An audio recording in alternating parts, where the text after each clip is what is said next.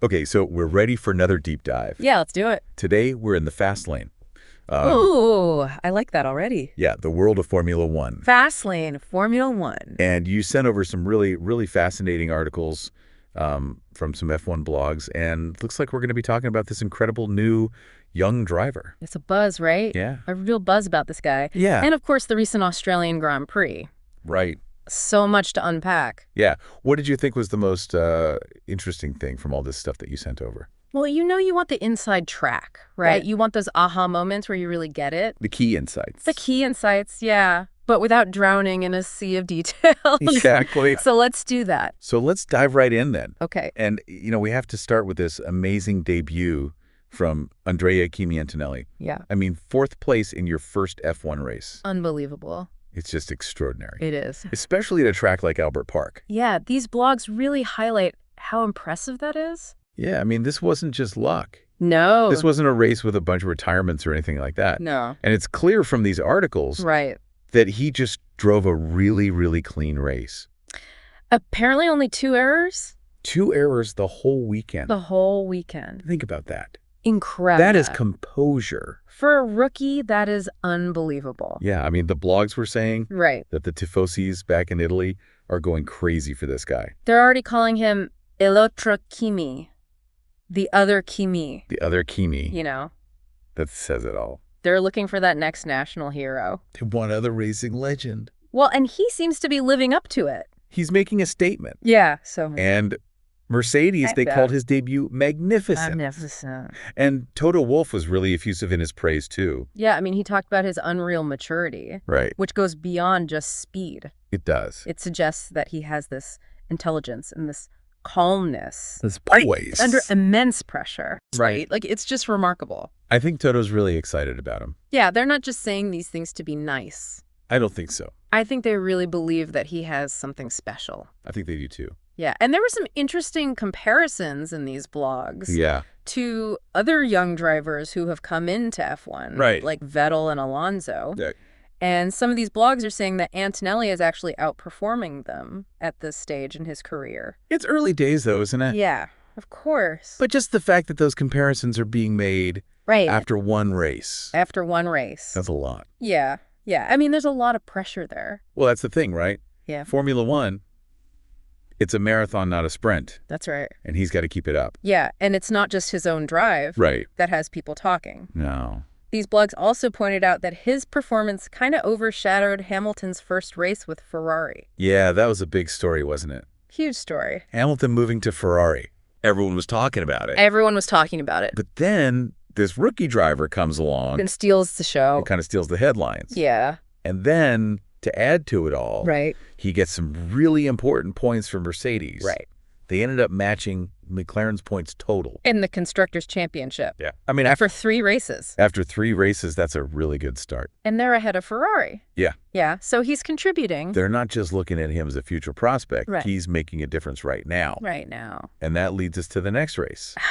And there's a lot of buzz. Oh, yeah. About a possible record. This is where it gets really interesting. Yeah, I mean, people are talking about him potentially breaking Verstappen's record. As the youngest driver on the podium, right. Verstappen was 18 years and 228 days old. Back in 2016. Right.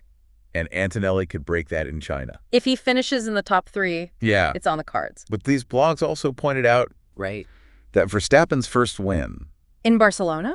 Yeah. Was kind of helped along by the 2 Mercedes drivers crashing into each other. Rosberg and Hamilton took each other out. Yeah, so that kind of cleared the way for him. Right.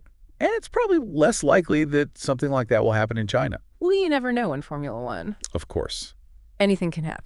Yeah, but it does seem like the main thing he needs to improve. According to the blogs, is his qualifying. Qualifying, yeah. He's got to start further up the grid. Yeah. You know, that's so important these days. Track position is everything. Yeah, if he can start higher up, he's got a much better chance. Of a podium finish. Yeah. And that record. Absolutely. So let's shift gears a bit now. Okay. And talk about Mercedes. Right. They're in a new era now, right? The post-Hamilton era. The post-Hamilton era. It's got to be a weird feeling for them. I was thinking that. Especially Toto. Yeah, he was with Hamilton for so long. Yeah. So many years of success together. And one of the blogs mentioned that Toto sometimes has this fleeting thought that Russell Antonelli are all still driving for Mercedes. Just out of habit. I guess after all those years. Yeah, it's just natural. It's just ingrained in his mind. But he also makes it clear that on the track, Hamilton is the competition now. The enemy. Yeah, he's got to be ruthless. Absolutely. They have to focus on their own performance. Right. And on their car. The W16. W16. Which sounds like it's a big step forward. Yeah, Wolff said it's more predictable. And balanced than last year's car. Which is huge. That must be such a relief for the drivers. And for the engineers. Yeah. They can really start to fine-tune the setup. And push the limits. Exactly. So Wolff says they've got a much better understanding of the car now. Yeah, which is crucial for development. And strategy. Absolutely. He also gave a really interesting assessment of the competitive hierarchy. Yeah, what did he say? He said McLaren is leading the way in tire management. Okay. Followed by Red Bull. And then Mercedes. Yeah. So they're not quite at the top yet. Not yet. But they did match McLaren's points in Australia.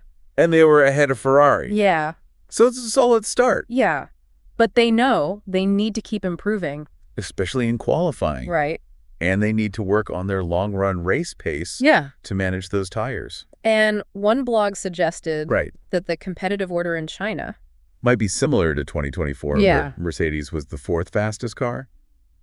So they've got some work to do. They do. But you never know. You never know. Things can change quickly in F1. Especially with a talent like Antonelli on the rise. Yeah, I mean, these articles that you sent over really paint this fascinating picture of Formula One right now. It's exciting, isn't it? Yeah, you've got this incredible new young driver. Antonelli? Yeah, who could break a major record. In China? In China. Potentially. Yeah. It's a big story. Yeah, and then you've got Mercedes. Who are entering this new era. Post-Hamilton. Post-Hamilton. And they're trying to figure out where they stand. Exactly. It makes you wonder, how will the established drivers react to this new dynamic? To Antonelli. Yeah. To this new Mercedes. Yeah, how will Verstappen and Leclerc and even Hamilton adapt? I mean, what kind of pressure does a talent like Antonelli put on everyone? He's raising the bar, and he's only just getting started. That's right. I think we're going to see some incredible racing this season. I think so, too. It's going to be fascinating to watch it all unfold. Well, thanks for joining us for this deep dive into the world of F1. It was a pleasure. And if you enjoyed this deep dive into the thrilling world of Formula One, make sure to head over to F1 Blogs on YouTube. It's the place to be. Welcome to the F1 Blogs YouTube channel for even more in-depth analysis, race highlights, and all the latest news from the world of Formula One. We've got it all. Don't forget to hit that subscribe button so you don't miss out on any of our future discussions and updates. We'll see you there. See you there. Cheers.